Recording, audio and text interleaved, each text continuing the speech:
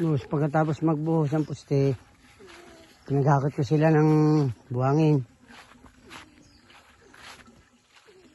Ano, may nagsisilid ng tubig.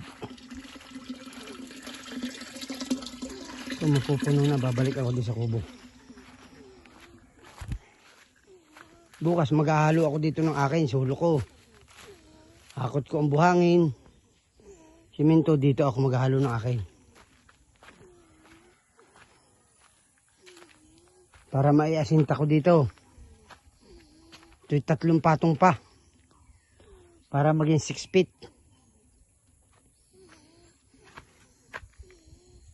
Isa, 2, 3, 6 feet. Yan.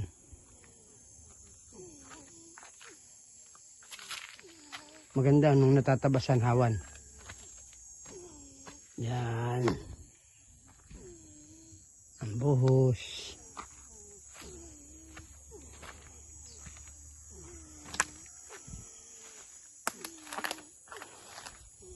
Ang isang supot na simento ay 3 poste ang nalalagyan. 6 na buhangin, 4 na graba. Hinahalo 3 poste na ganito ang nalalagyan. Pagtanggal ng mga ito, 6 ito, lipat naman doon. Buhos uli.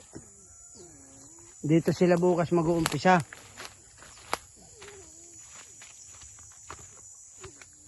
Dito sa mababa na ito dito. Para saktong 6 feet na ang taas nila.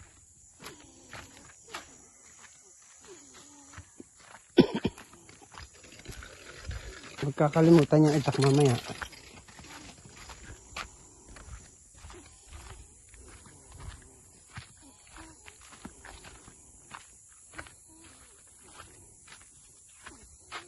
Ito, dito sa mababa na ito.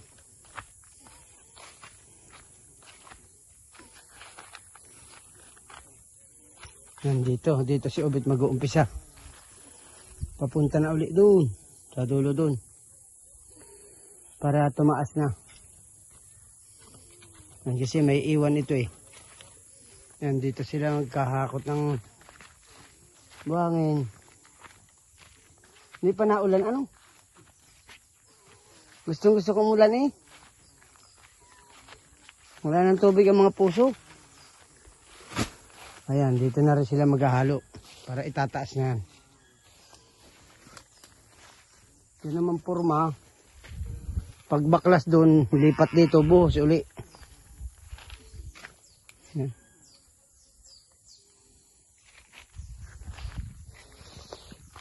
Medyo madamo na uli ah.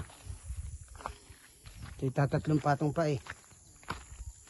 Itong isa ay 1, 2, 3, 4, 5, 6. 3 patong pa rin ito. 3 patong.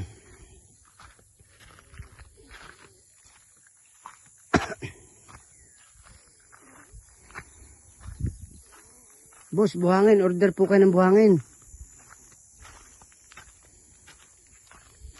Maubos na yung buhangin. Baka pag may 2 araw na asinta eh. Para doon kumaibaba yung buhangin. Malapit doon.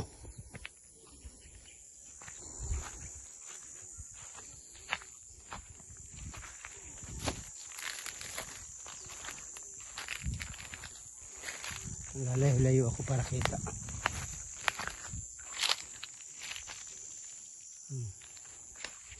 May buhos na yan.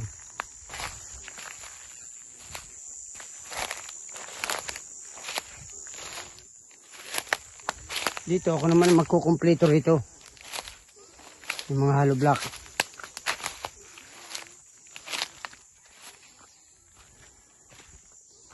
Doon yung 2 ni Ubit mag-aasinta. Si Rodi at si Ubit doon. Ako naman dito. Para maisakto na ito na 6 feet.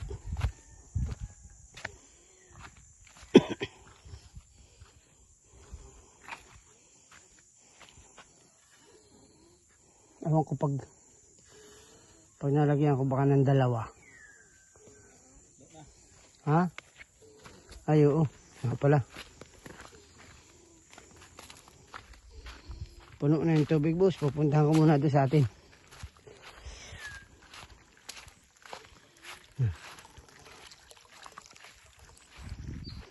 Nilangan ko ng plywood yung nilalabasan ng aso.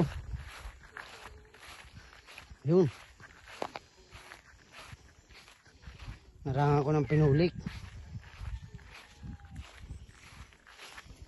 Kung saan sila dadaan mamaya, wala silang dadaanan dyan.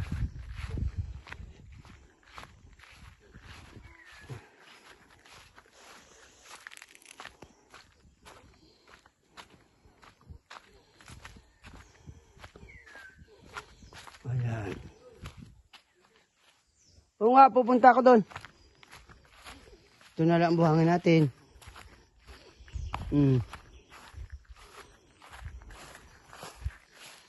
Pero madami-dami pa rin naman pala.